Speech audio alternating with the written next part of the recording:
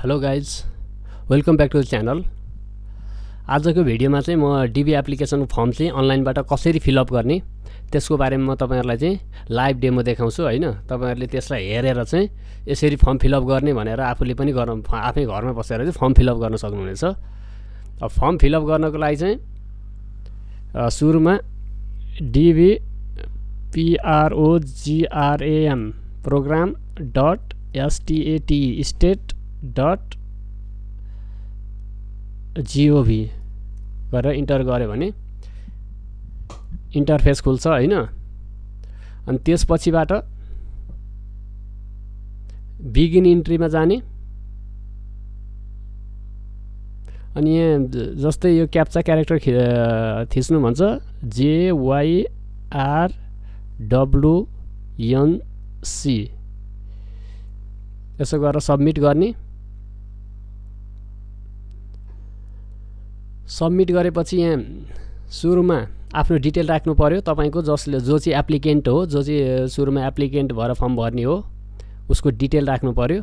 अब फर्म भर्दाखेरि तपाईहरु अनम्यारिड हुन्छ भने त भइहाल्यो हैन, केही भएन, सजिलै छ। अनम्यारिड हुनुहुन्छ भने सिधै यहाँ गयो हैन, फर्म फिलअप गर्यो, अनम्यारिड भन्यो, यहाँ अनम्यारिड क्लिक गरेर अनि यहाँ सिधै कन्टिन्यू गर्यो भने अनि उता अर्को तपाईको चेक गर्ने इन्टरफेस खुल्छ क्या, हुन्छ नि, त्यो खुल्छ। अनि सबमिट गरेपछि सिद्धियो। अनम्यारिड खासै गाह्रो छैन। म्यारिड हो भने हस्बेन्ड वाइफ दुईटैले भर्न मिल्छ है, यो कुरा याद राख्नु होला।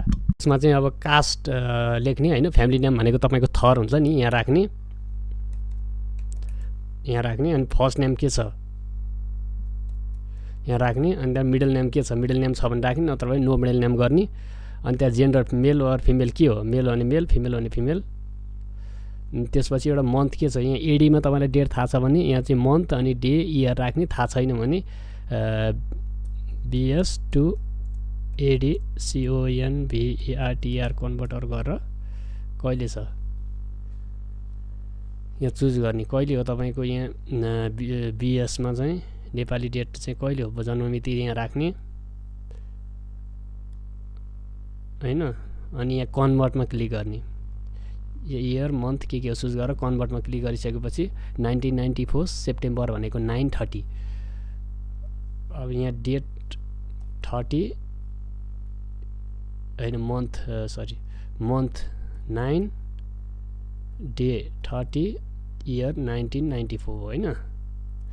अनि त्यहाँबाट सिटी भइरहेको बन भनेको छ। सिटीमा चाहिँ जस्तै यहाँ सिटी छ भने त यो सिटीभित्र पर्नु भने त भइहाल्यो हैन। सिटी भनेको काठमाडौँ, पोखरा, विराटनगर, ललितपुर, वीरगञ्ज, भरतपुर, धरान, जनकपुर यस्तो हेटौँडा यस्तो सिटीहरू छ भने थाहा भयो भने त सिटीहरू भएको ठाउँ त यहाँ भइहाल्यो।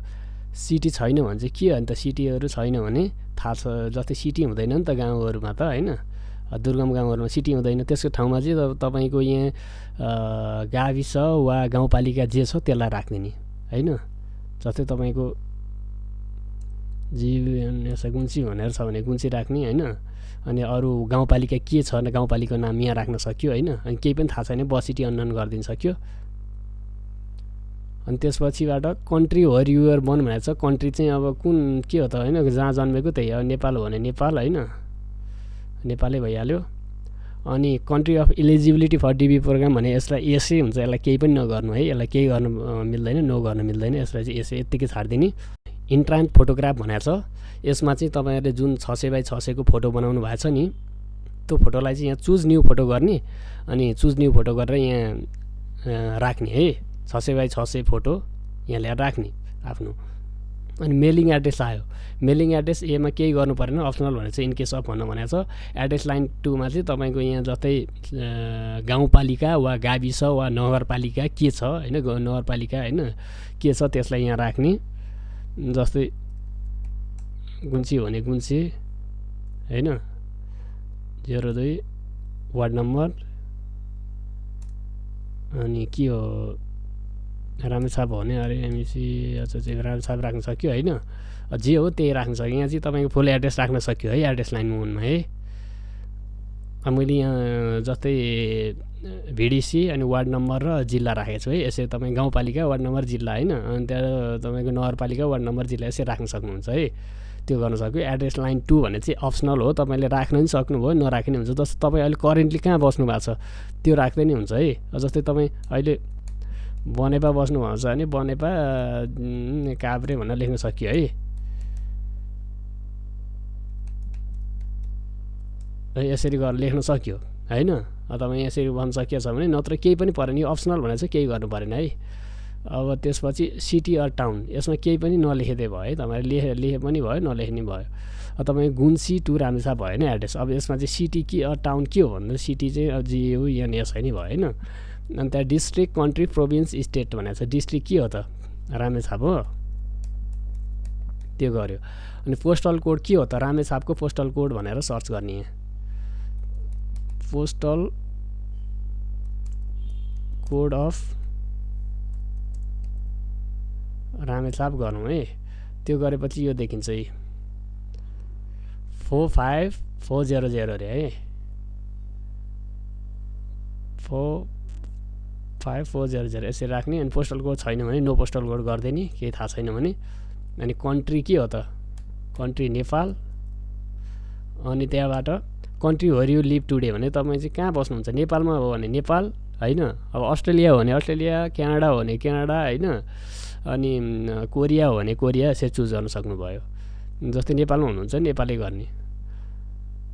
अनि फोन नम्बर राख्दाखेरि जुन कन्ट्रीमा हुनुहुन्छ त्यो कन्ट्रीको कन्ट्री कोड राखेर प्लस गरेर कन्ट्री कोड राखेर अनि गर्न सक्यो है। +61 होइन, कुन कन्ट्रीमा हुनुहुन्छ त्यो अनुसार होइन।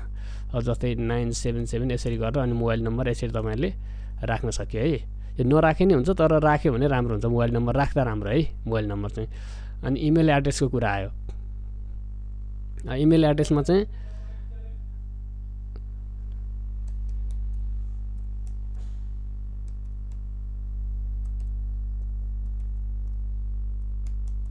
यसरी राख्ने। अनि यहाँ तपाईँको इमेल एड्रेस के छ फेरि कन्फर्म गर्ने हो त्यसैलाई।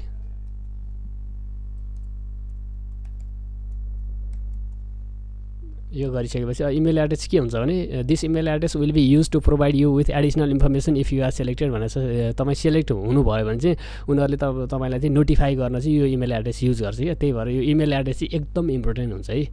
इमेल एड्रेस चाहिँ धेरै नै इम्पोर्टेन्ट हुन्छ। बाहिर जाँदा पनि तपाईँहरूले चाहिँ जस्तै फोटो स्टुडियोमा गएर डिबी भर्नु भएको छ भने पनि यो इमेल एड्रेस चाहिँ जसरी पनि तपाईँहरूले राख्न लाउनु है, आफ्नै इमेल एड्रेस राख्न लाउनु होला। त्यो गऱ्यो भने राम्रो हुन्छ। अब यहाँ छ एजुकेसनको कुरा आयो। What is the highest level of education you have achieved as of today भनेको छ। अब यसमा चाहिँ धेरै मान्छेले मिस्टेक गर्ने भने के छ भने कतिपय मान्छेहरूले चाहिँ अब तपाईँलाई गलत पनि सिकाउँछन् होइन, युट्युबतिर हेर्दाखेरि होइन, त्यस्तो पनि पाइएको छ। यसमा चाहिँ +2 पास गर्नुभएको छ भने हाई स्कुल डिग्री गर्नुपर्छ है। तपाईँ +2 पास गरेर सर्टिफिकेट छ भने हाई स्कुल डिग्री। यहाँ हाई स्कुल नो डिग्री भने चाहिँ तपाईँ SLC पास गरेर +2 पढ्दै हुनुहुन्छ भनेको चाहिँ हाई स्कुल नो डिग्री हो क्या त्यसको मतलब। त्यही भएर तपाईँहरू चाहिँ हामीलाई इलिजिबल हुन त हाई स्कुल +2 पास गरिसकेको हुनुपर्छ। त्यही भएर चाहिँ यसमा चाहिँ हाई स्कुल डिग्री गर्नु +2 छ भने, ब्याचलर छ भने युनिभर्सिटी डिग्री, मास्टर्स छ भने मास्टर्स डिग्री गर्ने है, त्यो गर्ने। यो हाई स्कुल नो डिग्री भन्यो भने यसको मतलब चाहिँ SLC मात्र भन्ने बुझिन्छ है। त्यही भएर तपाईँले चाहिँ हाई स्कुल डिग्री गर्नु पऱ्यो +2 छ भने होइन। अब ब्याचलर्स छ भने युनिभर्सिटी डिग्री, मास्टर्स छ भने मास्टर्स डिग्री, त्यसरी गर्ने। अनि त्यहाँबाट तपाईँहरू म्यारिड अनम्यारिड के हो?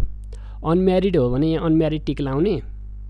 अनि त्यहाँबाट कन्टिन्यू गरेपछि तपाईँलाई चेक गर्ने इन्टरफेस आउँछ क्या। चेक गर्नलाई दिन्छ, नामहरू सबै ठिक छ कि छैन भनेर चेक गर्ने ठाउँ आउँछ। अनि कन्फर्म गरेपछि भयो है, यति नै हो। अनम्यारिड हो भने केही गर्नु परेन। अब म्यारिड हो भने चाहिँ यहाँ अब म्यारिड भने स्पाउसको डिटेल पनि राख्नु पऱ्यो नि त, हस्बेन्ड वाइफ के हो त्यसको उहाँको चाहिँ डिटेल पनि राख्नु पऱ्यो नि त। यो सेकेन्ड अप्सनमा क्लिक गर्ने। अनि त्यहाँबाट नम्बर अफ चिल्ड्रेन कति छन्? एउटा छन् भने 1 राख्ने होइन। अब यहाँ चिल्ड्रेनहरू राख्दाखेरि चाहिँ के भनेको छ भने तपाईँले यो कुरा एकदम ध्यान दिनुपर्ने कुराहरू चाहिँ तपाईँसँग जति चिल्ड्रेन छ, तपाईँहरूको बच्चाहरू जति छन् त्यति राख्ने होइन क्या। यसमा चाहिँ children include all biological children, legally adopted children and step children who are unmarried and under the age of 21 भनेको छ है, on the date you submit भनेको छ। यसको मतलब चाहिँ तपाईहरुको बच्चाहरु चाहिँ कसरी मेन्सन गर्ने भने तपाईहरु चाहिँ 3 जना बच्चाहरु छन् हैन 3 जना बच्चामा चाहिँ एक जानु म्यारिड छ हैन अनि एक जानु चाहिँ 20 वर्षको छ हैन एक जानु चाहिँ 23 वर्षको छ भने के गर्ने त भने जम्मा एक मात्र लेख्ने यहाँ यसको मतलब चाहिँ म्यारिड बच्चालाई पनि मेन्सन गर्न मिलेन है अनि त्यहाँबाट 21 वर्ष कटेकोलाई पनि मेन्सन गर्न मिलेन यहाँ राख्ने भनेको चाहिँ जुन चाहिँ 21 वर्ष मुनिको तर अनम्यारिड चिल्ड्रेन छ भने यहाँ लेख्ने है जस्तै तपाईको बच्चा त 3 जना भए तर यहाँ जस्तै तपाईले यहाँ राख्न मिल्ने योग्य बच्चा चाहिँ 1 जानु भन्ने कुरा हो के यसको मतलब चाहिँ है नम्बर अफ चिल्ड्रेन भने चाहिँ 1 मात्र गर्ने त्यो जस्तै 21 वर्ष भन्दा तलको तर अनम्यारिड बच्चाहरु छन् भने तपाईको चिल्ड्रेन हैन यहाँ राख्न सकियो अनि यहाँ त्यो गरिसकेपछि यहाँ कन्टिन्यू गर्ने कन्टिन्यू गरिसकेपछि सेकेन्ड पार्ट आउँछ यसमा चाहिँ तपाईको स्पाउसको डिटेल हस्बेन्ड वाइफ के हुनुहुन्छ है उहाँको डिटेल लेख्ने यहाँ राख्ने अनि फर्स्ट नेम के हो त्यो राख्ने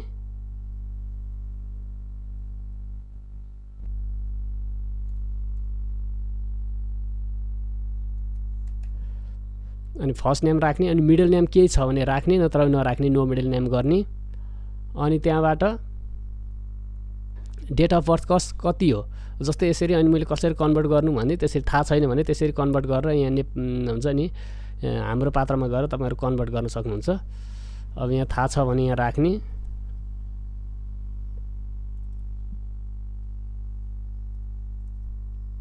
यसरी राख्न सक्यो अनि मेल फिमेल के हो हैन फिमेल भइहाल्यो अनि त्यहाँबाट city where your spouse was born भनेको छ सिटी राख्ने अब सिटी चाहिँ कहाँ स्पाउस चाहिँ कहाँ उ गरेको सिटी जस्तै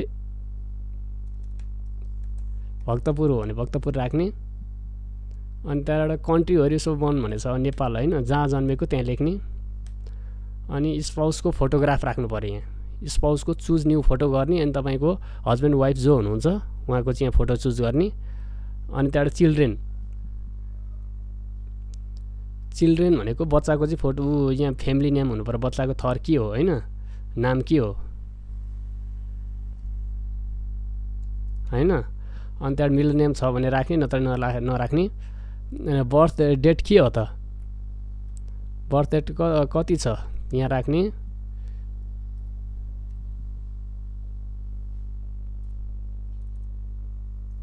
यसरी राख्ने अनि त्यहाँबाट मेल फिमेल के हो मेल हो भने मेल फिमेल हो भने फिमेल हैन चुज गर्ने अनि सिटी वेयर यो चाइल्ड वाज बोर्न या सिटी लेख्ने जस्तै मै जन्मे हुने यसरी लेख्न सक्यो अनि त्यहाँबाट country where child was born भनेछ अब नेपाल भने नेपाल यसरी लेख्न सक्यो अनि फोटोग्राफ यहाँ फोटो चुज गर्ने बच्चाको बनाएर राखेको फोटो हैन फोटो कसरी बनाउने मैले अर्को भिडियो बनाएको छु तपाईहरुले चाहिँ त्यो भिडियोमा गएर चेक गर्न सक्नुहुन्छ हैन मोबाइलबाटै खिचेर नि फोटो चाहिँ बनाउन सकिन्छ केही गाह्रो छैन अनि त्यहाँबाट फोटो यहाँ चुज गरिसकेपछि कन्टिन्यूमा क्लिक गर्ने है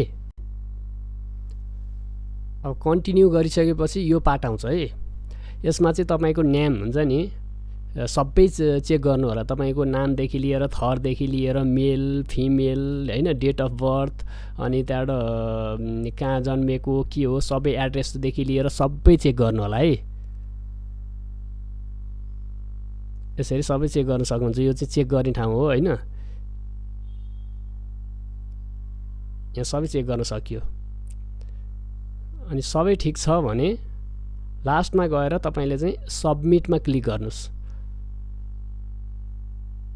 सबमिट गरिसकेपछि यसरी सक्सेस भनेर आउँछ है DB 2025 submission confirmation entry received भनेको छ अब यसलाई चाहिँ तपाईहरुले सेभ गरेर राख्नु पर्यो जस्तै स्क्रिनशट गरेर राखे पनि भयो हैन तपाईहरुले यसलाई कतै कपी गरेर राखे पनि भयो ओके आजलाई यति नै तपाईहरुले के अप्ठ्यारो लाग्यो भने कमेन्ट गर्नु होला म तपाईहरुको कमेन्ट चाहिँ रिप्लाई गर्ने प्रयास गर्नेछु अब यस्तै इन्फर्मेटिभ भिडियोहरु चाहिन्छ भने चाहिँ तपाईहरुले च्यानललाई सब्स्क्राइब गर्नु होला okay thank you bye bye